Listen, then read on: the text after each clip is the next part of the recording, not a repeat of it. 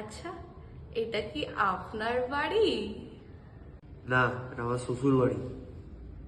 আমি রোজ এই বাড়ির সামনে দিয়ে যাই, আর আমার না খুব চেনা লাগে বাড়িটা। আচ্ছা, আপনার বাড়িতে কেউ বড় আছে?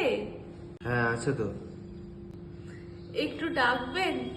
কি জানি, যদি সে আমায় দেখে চিনতে পারে, বা আমি যদি তাকে দেখে চিনতে পারি।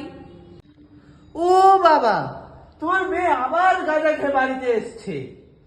কি আবার কাচ্চি বলছে তোর আজকে আমি তোর মেয়ে